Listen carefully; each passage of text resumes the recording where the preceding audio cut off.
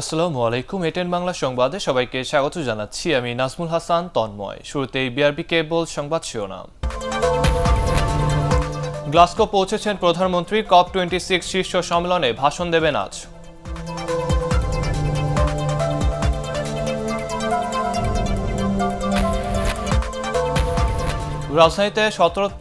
রাজধানীতে 12 থেকে 17 বছর বয়সী শিক্ষার্থীদের টিকা দেওয়া শুরু। আজ পর্যায়ক্রমে 21 জেলায় মিলবে ভ্যাকসিন।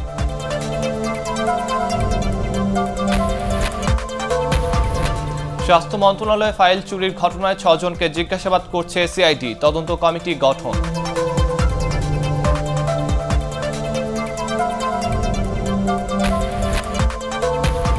এবং ইনজুরির কারণে এবারে টি-20 বিশ্বকাপ শেষ সাকিব আল হাসানের।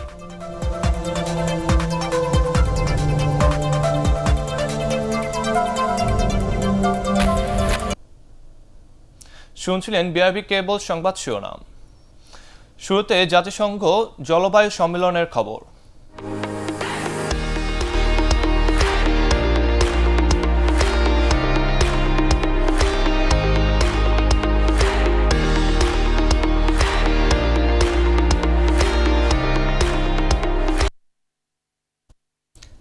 বিশ্ব নেতাদের শীর্ষ সম্মেলন COP26-এ যোগ দিতে স্কটল্যান্ডের বন্দরনগরী গ্লাসগো পৌঁছেছেন প্রধানমন্ত্রী শেখ হাসিনা। স্থানীয় সময় রোববার বিকেলে গ্লাসগোর পেস্টউইক বিমানবন্দরে তাকে স্বাগত জানান যুক্তরাজ্যে নিযুক্ত বাংলাদেশের হাইকমিশনার সাইদা মুনা তাসনিম।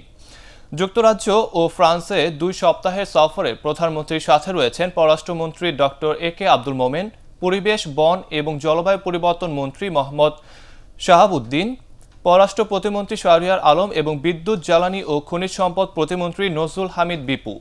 এর আগে সকালে প্রধানমন্ত্রী ও তার সফর সঙ্গীদের বহনকারী বিমানে ফ্লাইটটি হজরত শাহজালাল আন্তর্জাতিক বিমানবন্দর ছেড়ে যায়। নির্ধারিত সময়সূচি অনুযায়ী তিনি 1 থেকে 2 নভেম্বর গ্লাসগো, 3 থেকে 8 নভেম্বর লন্ডন এবং 9 থেকে 13 নভেম্বর প্যারিসে থাকবেন। প্রধানমন্ত্রী আজ উদ্বোধনী অধিবেশনে অংশ নেওয়ার পাশাপাশি COP26 এর মূল অনুষ্ঠানে ভাষণ দেবেন। আগামী 14 নভেম্বর তার দেশে ফেরার কথা রয়েছে।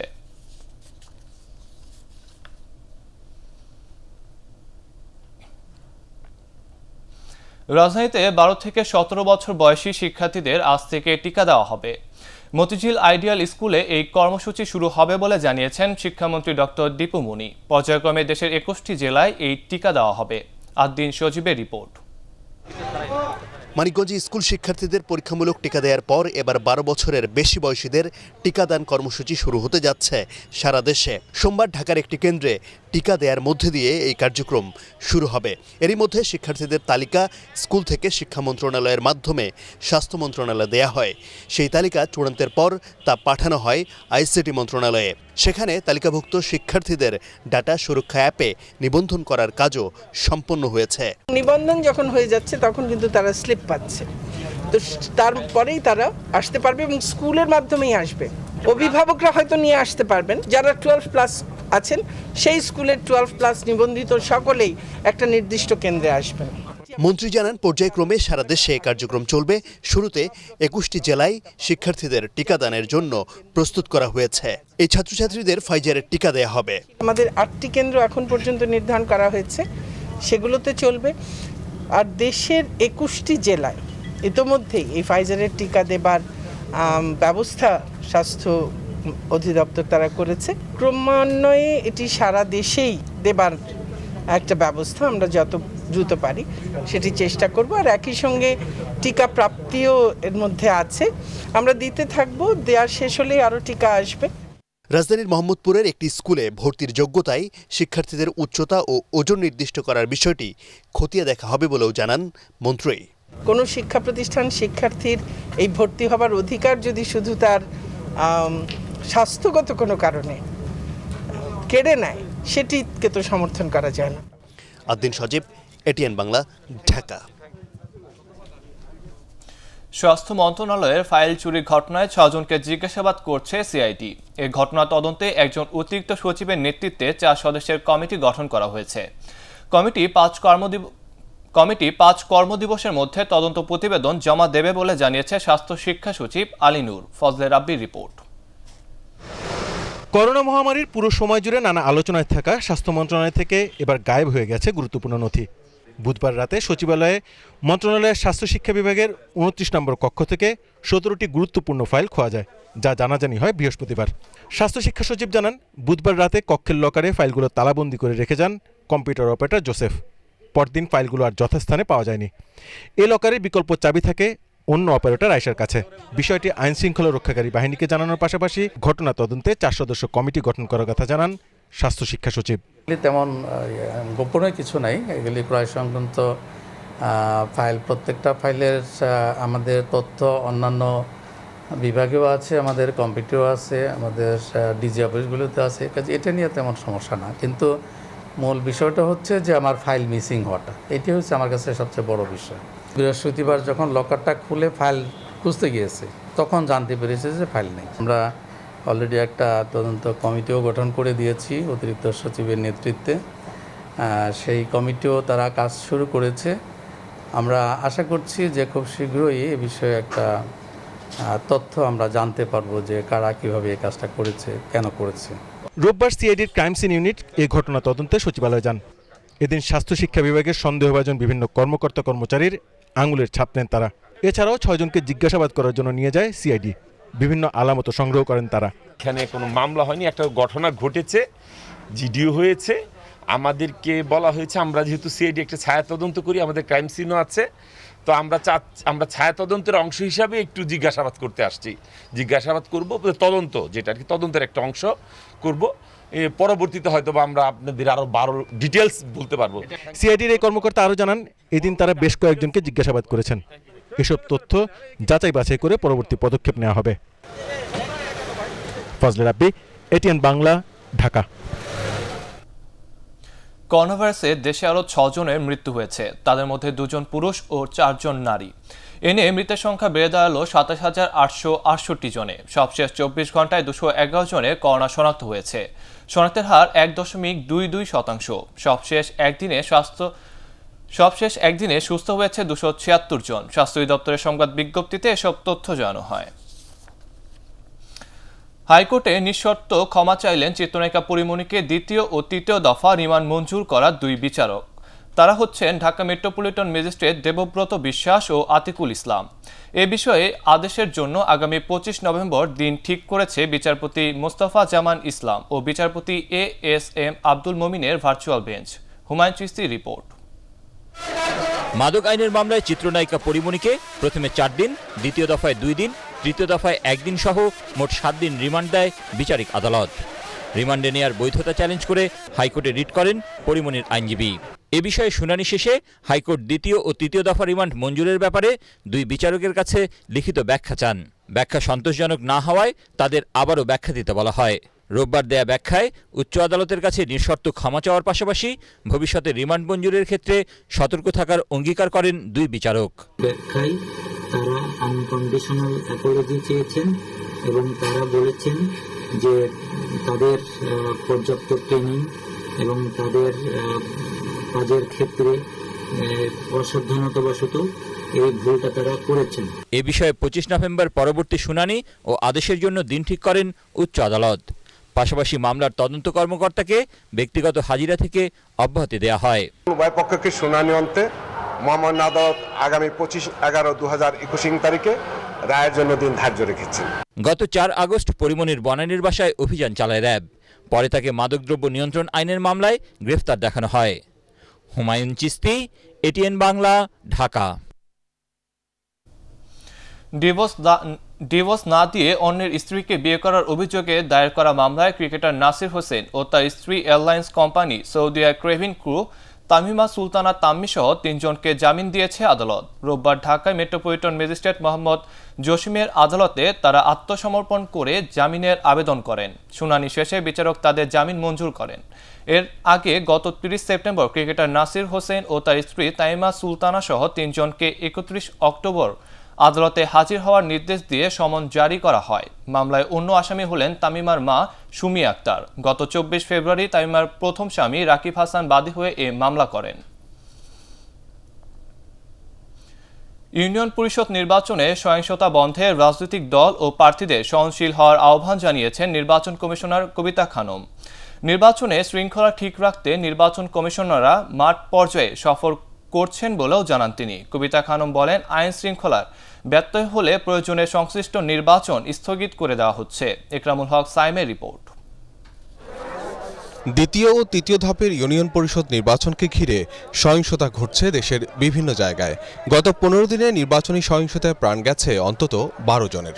ভোট ঘনিয়ে আসতে বাড়ছে উত্তেজনা। এসব ঘটনায় উদ্বিগ্ন নির্বাচন কমিশনও। যখন কোনো পক্ষ খুব অসহিষ্ণু থাকে বা মনে করে যে আমাকে যে কোনো প্রকারে জিততে হবে, এই মানসিকতা যদি ধারণ করে, তাহলে সেক্ষেত্রে কিন্তু সহিংস ঘটনার অবতারণা হয়। যারা এই নির্বাচনী প্রতিযোগিতায় নামতেছে তাদেরও মধ্যে এটা ধারণ করতে হবে যে আইন শৃঙ্খলা পরিস্থিতি নিয়ন্ত্রণে রাখার, কোনো ধরনের হিংসাত্মক ঘটনা যাতে না ঘটে, এবং যেটাই হোক না কোনো ফলাফল মেনে নেওয়ার মানসিকতা। নির্বাচন কমিশনার কবিতা খানম বলেন, তৃণমূল থেকে সময়মতো সঠিক তথ্য না আসায় অনেক ক্ষেত্রে দোষীদের বিরুদ্ধে ব্যবস্থা নেওয়া সম্ভব হয় না। বিশৃঙ্খলা নিয়ন্ত্রণে মাঠ প্রশাসনকে সতর্কতা বাড়ানোর নির্দেশনা দেওয়া হয়েছে বলে জানান তিনি। আমাদের ডাইরেকশন আছে যে কোনো ধরনের সহিংস ঘটনা না ঘটে সে ধরনের পরিবেশ নিশ্চিত করা। আর যে জায়গাগুলোতে সহিংস ঘটনা ঘটে গেছে সেই জায়গাগুলোতে অনেক জায়গায় আমাদের কাছে যে রিপোর্টগুলো এসছে, আমরা একটা জায়গায় তো ওই একটা পদের নির্বাচনই আমরা বন্ধ করে দিয়েছি। ইভেন আর একটা জায়গায় আমরা তদন্তের জন্য বলেছি। আমরা কমিশন থেকে যখনই যেটা ইনফরমেশন পাচ্ছি, আমরা কিন্তু তাৎক্ষণিকভাবে সেটার স্টেপ নিচ্ছি। আমি তো দুটো উদাহরণ আমি দিয়েছি, এবং তারপরে আমরা প্রতিনিয়ত কথা বলছি, ভিজিট করছি জায়গাগুলো। আগামী 11 নভেম্বর দ্বিতীয় দফায় 848টি ও তৃতীয় দফায় 28 নভেম্বর 1007টি ইউনিয়ন পরিষদ নির্বাচনের ভোট গ্রহণ হবে। ইকরামুল হক সায়েম, এটিএন বাংলা, ঢাকা। রাজধানীর শাহিনবাগের একটি বাসা থেকে বিএনপির অন্তত 12 নেতাকর্মীকে আটক করেছে পুলিশ। প্রত্যক্ষদর্শীরা জানান, রোববার দুপুরে ওই বাসায় অভিযান চালিয়ে তাদের আটক করা হয়। গোপন বৈঠক চলছে এমন অভিযোগের ভিত্তিতে সেখানে অভিযান চালানো হয় বলে জানিয়েছে তেজগাঁও থানা পুলিশ। এদিকে আটকের খবর পেয়ে থানার সামনে জড়ো হন তাদের স্বজনরা।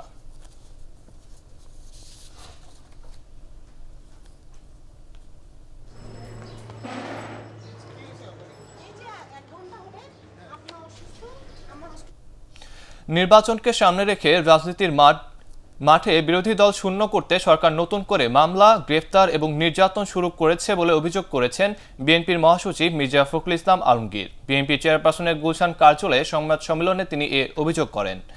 রাজনীতিতে দলের নিখোঁজ নেতা সুমনের বাসায় দোয়া মাহফিল থেকে পুলিশ বিনা কারণে বেশ কয়েকজন নেতাকর্মীকে গ্রেফতার করেছে বলেও দাবি করেন তিনি। মির্জা ফখরুলের ভাষায়, আওয়ামী লীগ গণতন্ত্রে বিশ্বাস করে না বলেই বিএনপিকে নির্মূল করতে চায়। আপনার তত্ত্বাবধায়ক সরকার অধীনে নির্বাচন করেও এই সরকার তারা একেবারে উদ্দেশ্য প্রণোদিত হবে চিরকাল তারা ক্ষমতায় থাকার জন্য তারা তত্ত্বাবধায়ক সরকার ব্যবস্থা বাতিল করে দিয়ে দলীয় সরকারের অধীনে নির্বাচনের ব্যবস্থা তারা আবার করেছে, এবং সেটাকেই পাকাপোক্ত করার জন্য বারবার তারা বিরোধী দলকে ধ্বংস করবার জন্য, নির্মূল করার জন্য বিরোধী দলের নেতাকর্মীদের বিরুদ্ধে এই হয়রানি, মিথ্যা মামলা, তাদেরকে গ্রেফতার, হত্যা সব কিছু করে চলেছে। হট্টকারী রাজনীতি, ধর্মান্ধতা ও ক্ষমতালোভী নেতৃত্ব বিএনপিকে কঠিন সময়ের মুখোমুখি দাঁড় করিয়েছে বলে মন্তব্য করেছেন আওয়ামী লীগ সাধারণ সম্পাদক ওবায়দুল কাদের। রাজধানী সরকারি বাসভবনে ব্রিফিংয়ে তিনি বলেন, বিএনপির রাজনৈতিক কর্মসূচির সাথে জনগণ ও রাজপথের কোনো সংযোগ নেই। বিএনপির রাজনীতিতে শ্বাসরুদ্ধকর অবস্থা বিরাজ করছে বলেও মন্তব্য করেন ওবায়দুল কাদের। বিএনপি নেতারা বলেছেন চতুর্দিকে নাকি শ্বাসরুদ্ধকর অবস্থা, মানুষ নাকি পরিবর্তন চায়। আমরা বলতে চাই, নেতিবাচক রাজনীতির কারণে বিএনপির অবস্থাই আসলে শ্বাসরুদ্ধকর।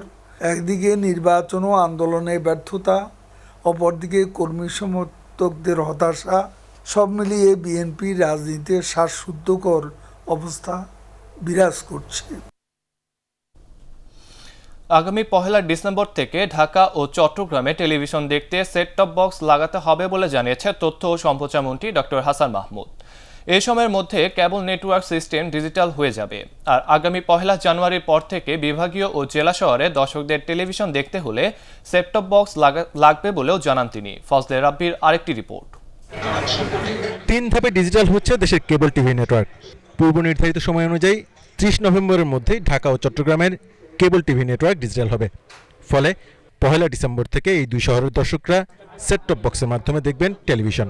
30শে নভেম্বরের মধ্যে ঢাকা এবং চট্টগ্রাম শহরে যে কেবল নেটওয়ার্ক সিস্টেম ডিজিটালাইজ করার যে সিদ্ধান্ত ছিল সেই সিদ্ধান্ত বহাল থাকবে।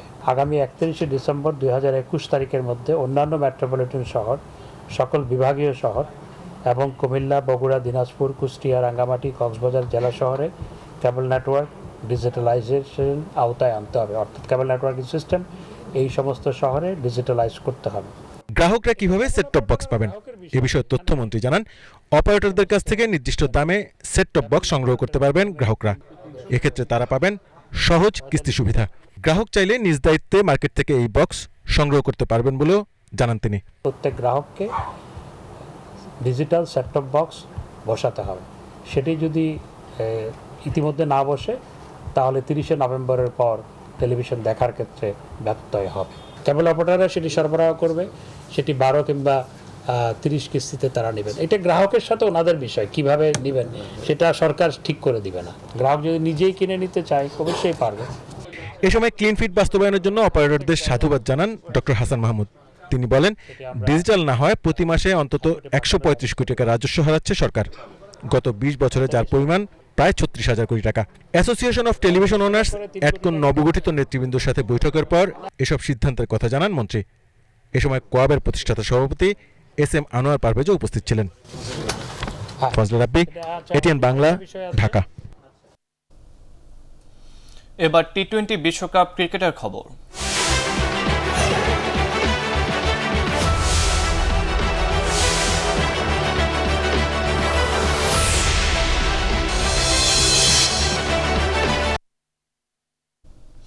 ইনজুরির কারণে এবারে টি-20 বিশ্বকাপ শেষ হয়ে গেল সাবেক বাংলাদেশ অধিনায়ক সাকিব আল হাসানের। ওয়েস্ট ইন্ডিজের বিপক্ষে হ্যামস্ট্রংয়ে আঘাত পাওয়ায় তাকে 3 দিনের বিশ্রামে রেখে পর্যবেক্ষণ করার কথা ছিল। তবে সুপার 12-এ 2 ম্যাচ বাকি থাকলেও সেমিফাইনালে খেলার সম্ভাবনা নেই বাংলাদেশের, তাই সাকিবকে নিয়ে কোনো ঝুঁকি নিতে চায়নি বোর্ড। বিশ্বকাপে তার না খেলার বিষয়টি নিশ্চিত করেছে বিসিবি। পরাগ আরমানের রিপোর্ট। ইনজুরির কারণে দক্ষিণ আফ্রিকার বিপক্ষে খেলতে পারেন কিনা সেটা জানার জন্য 3 দিনের পর্যবেক্ষণে ছিলেন বিশ্বসেরা অলরাউন্ডার সাকিব আল হাসান। 3 দিন আর অপেক্ষা করতে হয়নি। তার আগেই বাংলাদেশ ক্রিকেট বোর্ড নিশ্চিত করেছে যে চোটের কারণে টি-20 বিশ্বমঞ্চে এবার আর খেলাই হবে না সাকিবের। সুপার 12-এ একে একে শ্রীলঙ্কা, ইংল্যান্ড এবং ওয়েস্ট ইন্ডিজের বিপক্ষে টানা 3 ম্যাচেই ভরাডুবি হয় টাইগারদের। অথচ বিশ্বমঞ্চে এখন পর্যন্ত একমাত্র সাফল্য ওয়েস্ট ইন্ডিজের বিপক্ষেই। মরু সারজায় আবারও জয়ের কাছে গিয়ে মাত্র 3 রানে পরাজয় মানে মাহমুদুল্লাহর দল। আর সেই ম্যাচেই চোট পান সাকিব আল হাসান। হ্যামস্ট্রিংয়ে টান পড়ে বিশ্বসেরা এই অলরাউন্ডারের। এদিকে সেমিফাইনালের স্বপ্ন ফিকে হয়ে গেলেও এখনও 2 ম্যাচ বাকি আছে মাহমুদুল্লাহর দলের। নিজেদের শেষ 2 ম্যাচ জিতে শেষটা রাঙানোর একটা সুযোগ ছিল তাদের, কিন্তু কোনো ঝুঁকি নিতে চায়নি বিসিবি। যেহেতু একটা গ্রেড 1 স্ট্রেইন, তো আগামী কিছুদিন ওর স্পোর্টস পার্টিসিপেশনের সমস্যা হতে পারে। এই বিধায় আমরা ওকে আপাতত স্পোর্টস পার্টিসিপেশন থেকে বিরত থাকতে বলেছি। গ্রুপ পর্বে সাকিবের ব্যাটে বলের বাহাদুরিতেই বাছাই পর্ব টপকেছিল লাল সবুজের দল। অভিজ্ঞ এই অলরাউন্ডারের দলে না থাকার খবরে নিঃসন্দেহে বাংলাদেশের শেষ 2 ম্যাচ জয়ের স্বপ্নে বড় এক ধাক্কা। পরাগ আরমান, এটিএন বাংলা। ভারতকে 8 উইকেটে হারিয়ে টি-20 বিশ্বকাপে সেমিফাইনালে খেলার সম্ভাবনা উজ্জ্বল করল নিউজিল্যান্ড। 111 রানের টার্গেটে 33 বল হাতে রেখে 2 উইকেট হারিয়ে ছুঁয়ে ফেলে কেন উইলিয়ামসনের দল। অবশ্য 24 রানে মার্টিন গাপটিলকে উইকেট হারায় কিউইরা। দ্বিতীয় উইকেটে ড্যারেল মিচেল ও উইলিয়ামসন 72 রান যোগ করে দলকে জয়ের পথে নিয়ে যান। মিচেল 49 রানে সাজঘরে ফেরেন। কনওয়েলকে নিয়ে জয়ের আনুষ্ঠানিকতা শেষ করেন 33 রানে অপরাজিত থাকা কেন উইলিয়ামসন। এর আগে দুবাইয়ের টসে হেরে ব্যাট করে 7 উইকেটে মাত্র 110 রান তোলে ভারত। 26 রানে অপরাজিত থাকেন রবীন্দ্র জাদেজা। কিউই বোলারদের মধ্যে ট্রেন্ট বোল্ট 20 রানে 3টি এবং ম্যাচ সেরা ইস সৌদি 17 রানে 2 উইকেট নিয়ে ভারতের ইনিংসে ধস নামান। এ নিয়ে এবারে বিশ্বকাপে টানা 2 ম্যাচ হারল বিরাট কোহলির দল। কক্সবাজারে যুবলীগ নেতা মোনাফ শিকদারকে গুলি করার ঘটনায় জেলা আওয়ামী লীগের সাধারণ সম্পাদক ও কক্সবাজার পৌরসভার মেয়র মুজিবুর রহমান সহ 8 জনের বিরুদ্ধে হত্যা চেষ্টা মামলা দায়ের করা হয়েছে। রোববার দুপুরে মোনাফের ভাই মোহাম্মদ শাহজাহান এই মামলা দায়ের করেন। এদিকে মামলার খবর পেয়ে কক্সবাজার শহর অচল করে দিয়েছে মেয়রের অনুসারীরা। এ নিয়ে চরম আতঙ্কের মধ্যে রয়েছে স্থানীয় বাসিন্দা ও পর্যটকরা। এ বিষয়ে জানতে পৌর মেয়রের সাথে যোগাযোগের চেষ্টা করেও কথা বলা সম্ভব হয়নি। মামলার ব্যাপারে কক্সবাজারের ভারপ্রাপ্ত পুলিশ সুপার রফিকুল ইসলাম জানান, তদন্ত শেষে প্রকৃত অপরাধীদের বিরুদ্ধে আইনানুগ ব্যবস্থা নেওয়া হবে। এর আগে বুধবার রাতে সৈকতের সুগন্ধা পয়েন্টে মোনাফ শিকদারকে গুলি করে দুর্বৃত্তরা। বর্তমানে তিনি হাসপাতালে চিকিৎসাধীন রয়েছেন। মানিকগঞ্জের পাটুরিয়ায় ফেরি ডুবির ঘটনায় সবশেষ একটি মোটরসাইকেল উদ্ধার করেছে বিআইডব্লিউটি এর ডুবুরিরা। এর আগে 14টি ট্রাক উদ্ধার করা হয়, তবে 5 দিন পেরিয়ে গেলেও ফেরি উদ্ধারের বিষয়ে সিদ্ধান্ত নিতে পারেনি ঘাট কর্তৃপক্ষ। ঘাটে অপেক্ষা করছে উদ্ধারকারী জাহাজ হামজা ও রুস্তম। উপজেলা প্রশাসন জানিয়েছে, ডুবে যাওয়া ফেরি শাহ আমানত উদ্ধারের সক্ষমতা বাংলাদেশের নেই। এ ব্যাপারে সিদ্ধান্ত নিতে কমিটি গঠন করেছে নৌ পরিবহন মন্ত্রণালয়। এদিকে পদ্মা নদীতে তীব্র স্রোতের কারণে মাওয়া ফেরিঘাট সাময়িক বন্ধ থাকায় রোববার পাটুরিয়ায় ছিল তীব্র যানজট। পর্যাপ্ত পরিমাণ ফেরি যদি এখানে দেওয়া হয় তাহলে তখন একটু যানজটটা কমে আসবে। সরকারের যেই উদ্ধারকারী জাহাজ আছে তাদের আসলে এত বড় ফেরি তোলার মতো সক্ষমতা নেই। তো আজকে নৌ পরিবহন মন্ত্রণালয়ের যে উচ্চ পর্যায়ের কমিটি তারা আসলে সিদ্ধান্ত নেবে কারিগরি সমস্ত দিক বিবেচনা করে যে কিভাবে এই ফেরিটি উদ্ধার করা যায়। এই বিষয়ে আসলে এখনো সিদ্ধান্ত হয়নি। এবার আন্তর্জাতিক সংবাদ।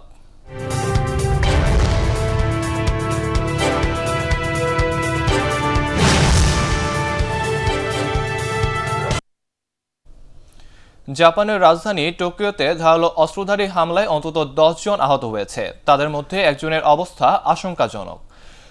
কোকুরিও পাতাল রেল স্টেশনে এই ঘটনা ঘটে। সন্দেহভাজন হামলাকারী 20 বছর বয়সী এক তরুণ বলে জানিয়েছে পুলিশ। ঘটনাস্থল থেকেই তাকে আটক করা হয়। প্রত্যক্ষদর্শীরা জানান, হামলাকারী ট্রেনের বগির ভেতরে স্প্রে করেন এবং আগুন ধরিয়ে দেন। এতে পুরো বগি ধোঁয়ায় আচ্ছন্ন হয়ে যায়। আতঙ্কে ছোটাছুটি শুরু করেন যাত্রীরা। এ সময় ধারালো অস্ত্রের আঘাতে আহত হন তারা।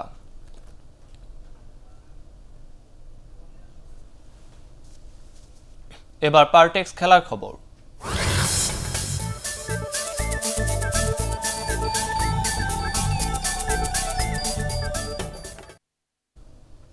আবুধাবিতে টি-20 বিশ্বকাপে সুপার 12-এ নামিবিয়াকে 62 রানে হারালো আফগানিস্তান। 161 রানের টার্গেটে খেলতে নেমে 29 রানে 3 উইকেট হারায় আফ্রিকান দলটি। শেষ পর্যন্ত 9 উইকেটে 98 রান তোলে তারা। এই জয়ে 3 ম্যাচে 2 জয়ে বি গ্রুপে ভালো অবস্থানে রয়েছে আফগানরা। এর আগে সাবেক অধিনায়ক আসগর আফগানের বিদায়ী ম্যাচে টস জিতে প্রথমে ব্যাট করে 5 উইকেটে 160 রান করে আফগানিস্তান। সর্বোচ্চ 45 রান করেন শেহজাদ। হজরতুল্লাহ 33 আর 31 রান করেন আসগর আফগান।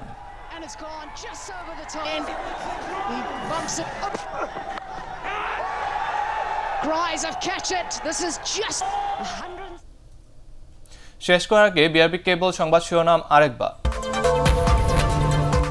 গ্লাসগো পৌঁছেছেন প্রধানমন্ত্রী। COP26 শীর্ষ সম্মেলনে ভাষণ দেবেন আজ।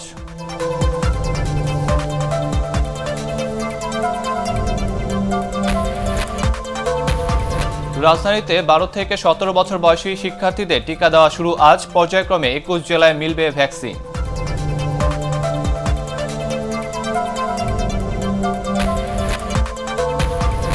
স্বাস্থ্য মন্ত্রণালয়ের ফাইল চুরির ঘটনায় 6 জনকে জিজ্ঞাসাবাদ করছে সিআইডি। তদন্ত কমিটি গঠন।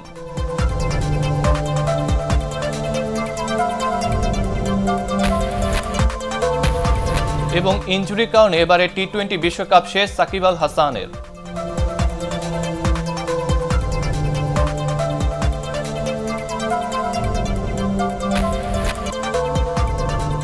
দর্শক, পরবর্তী সংবাদ দেখার আমন্ত্রণ জানিয়ে এখনকার মতো শেষ করছি। করোনা ভাইরাস থেকে নিজেকে সুরক্ষিত রাখতে মাস্ক পরুন, বারবার হাত পরিষ্কার করুন। ATN বাংলা সংবাদ ইউটিউবে দেখতে ব্রাউজ করুন youtube/ATN বাংলা নিউজ।